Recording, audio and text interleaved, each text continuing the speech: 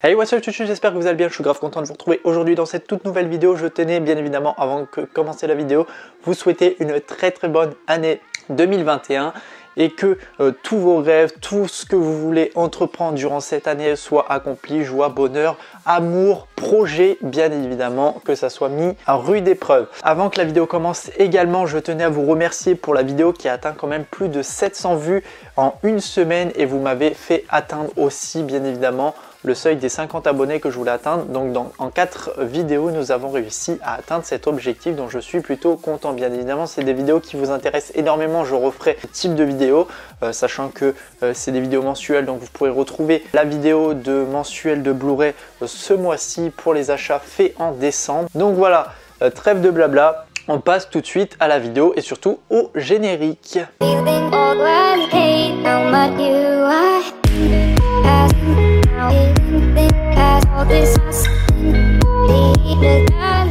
Donc aujourd'hui nous allons parler de mes attentes de film 2021. Si j'espère que tout soit mis en œuvre pour que le cinéma rouvre, ce serait une bonne chose qu'on aille voir ces films.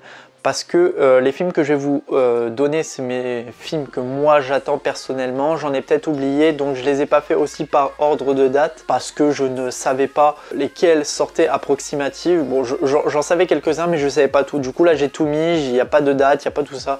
Donc, on s'en fout complet. Je vous les donne dans l'ordre que je les ai notés. Donc, on commence avec le film Tom et Jerry, qui a l'air, ma foi, plutôt cool. Donc ça a l'air d'être un mélange entre les Looney Tunes qui passent à l'action qu'on avait vu, entre le style animé et le style film. Donc en fait tout simplement c'est Jerry et Tom qui vont quitter leur domicile pour se retrouver dans un hôtel de luxe à New York, où ils vont faire la rencontre de Kyla qui vient d'être employée dans cet hôtel, mais pour qu'elle garde son poste, elle va devoir obligatoirement chasser les deux animaux. Mais le truc qui va se passer, c'est qu'il va y avoir une folle aventure entre ces trois personnages. Donc ça a l'air d'être plutôt cool. Moi j'aime bien le style en fait quand il y a le côté animé et le côté film. Je trouve que ça coordonne bien. Pour voir ce premier film, je pense que ça peut être plutôt cool. En plus c'est un style familial, humour, il sort au mois de février, donc je pense que ça peut être un film intéressant à voir en famille.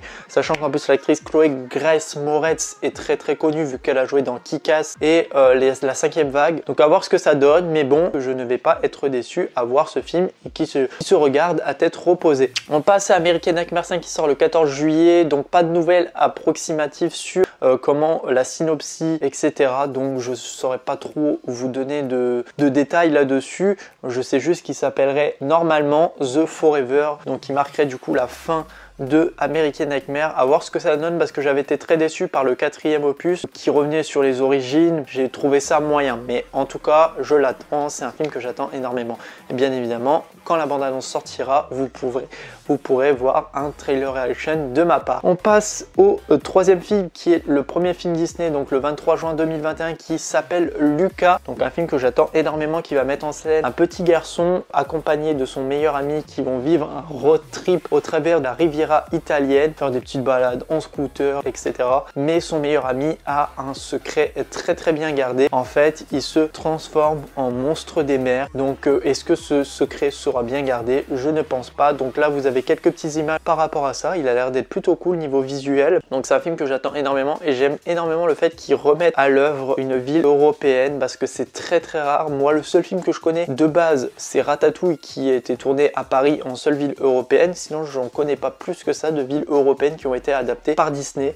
Donc à voir ce que ça donne, mais je pense que ça peut être quelque chose de plutôt intéressant. On passe à Jungle Cruise. Donc tout simplement c'est un capitaine dans les années 1930 qui va partir avec une scientifique et son frère à la recherche d'un mystérieux pouvoir, mais ils vont être sur les traces patrouilles allemandes qui vont vouloir aussi les interpeller et surtout récupérer à leur tour ce fameux pouvoir. Donc un film qui a été repoussé 2 fois il me semble, parce qu'il devait sortir en 2019 et 2020 si je me trompe pas. Donc c'est un film Disney adapté à l'attraction Jungle Cruise dans les parcs Disney. Donc c'est avec Emily Blunt et Dwayne Johnson. Donc un film qui a l'air d'être plutôt cool. Ça a l'air d'être un bon mélange d'aventure en tout cas pour ce film. J'espère en tout cas qu'il va être intéressant, mais en tout cas ça fait 2 ans que je l'attends. Donc oui, cette année j'espère qu'il va sortir.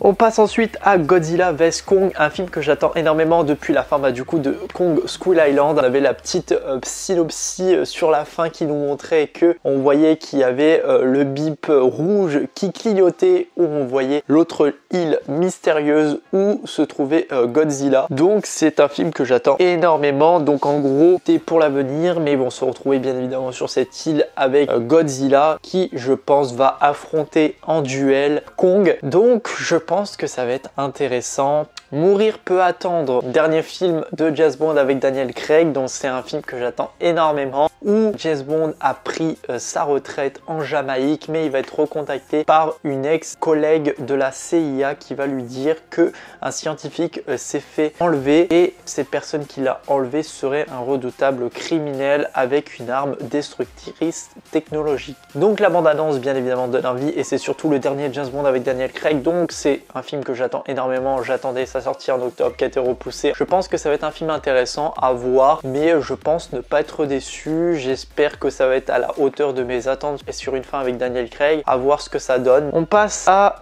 Conjuring 3 qui sort le 2 juin, pareil repoussé à nouveau, qui devait sortir en septembre. Donc tout simplement là ça va être sur Ed et Lorraine bien évidemment qui vont raconter à nouveau leurs histoires et ils vont raconter l'histoire sur le fait qu'ils ont protégé l'âme petit garçon. Il a basculé radicalement dans l'inconnu et c'est la première fois dans l'histoire des États-Unis que un homme est soupçonné de meurtre et plaide la possession démoniaque comme ligne de défense. Donc à voir ce que ça donne, mais je pense que pareil, hein, Conjuring, on n'est jamais déçu, c'est une bonne licence, hein, comme les dérivés qu'il y a eu avec Annabelle, etc.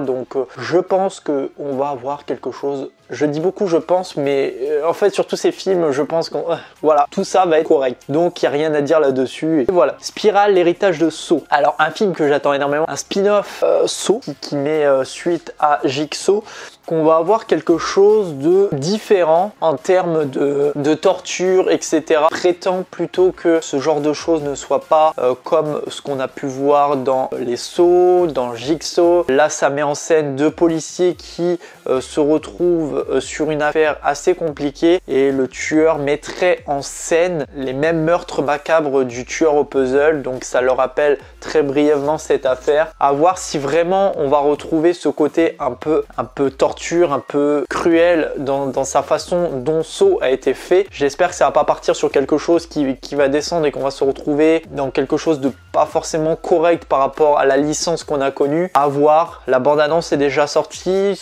il n'y a pas eu trop de choses montrées, donc j'ai pas trop envie de me prononcer là-dessus et je préfère attendre bien évidemment la sortie du film pour pouvoir voir ça. Et bien évidemment je pense que vous aurez une critique sur le film et en plus de ça, suite à ça, je pense que je vous ferai le retour sur la saga Saw qui est quelque chose que j'ai découvert cette année, enfin l'année 2020 jusqu'à l'année 2021 parce que j'ai pas encore fini, donc je vous en parlerai pour revenir à peu près sur tout ce speech qui a été en termes du cinéma d'horreur, quelque chose de assez impressionnant et qui a fait une vague monstrueuse dans le monde du cinéma, donc je reviendrai bien évidemment là-dessus. On passe à Raya et le dernier dragon qui sort le 31 mars, qui va mettre en œuvre une guerrière solitaire du royaume fantastique de Kumandra qui fait équipe avec un groupe de mésadaptés dans sa quête pour retrouver le dernier dragon et ramener la joie et l'humanité dans le monde. La bande-annonce est correcte, là on passe entre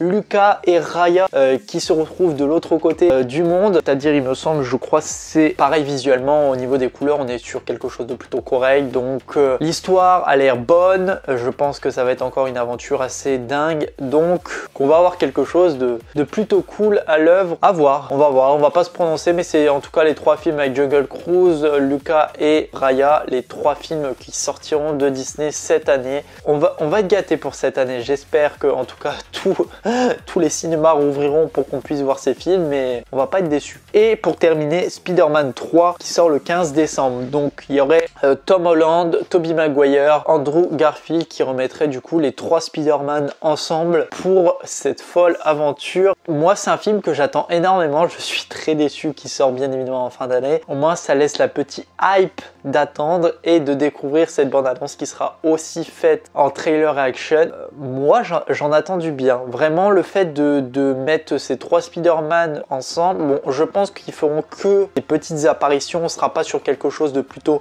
voilà, on les voit tout le temps, ils sont tous les 3 ensemble parce que ça reste quand même la suite de Far From Home. Donc je pense qu'on n'aura pas les 3 Spider-Man tout le temps ensemble, sachant qu'il faut revenir aussi Zendaya, Zendaya qui était présente, les 2 autres copines, donc Kristen Dunst et je sais plus comment elle s'appelle, l'autre, la blonde là. Plutôt de bons acteurs qui reviennent à voir sur la toile, mais quelque chose que j'appréhende énormément et que j'attends avec impatience à voir. Voilà, en tout cas, c'est tous mes films que j'attends durant cette année et j'espère que cette vidéo vous aura plu. Dites-moi, vous, dans les commentaires, quel film vous attendez pour cette nouvelle année. N'hésitez pas à partager, commenter la vidéo et à surtout vous abonner, ça me ferait extrêmement plaisir. On se retrouve très prochainement pour une nouvelle vidéo. Allez, salut tout le monde, peace!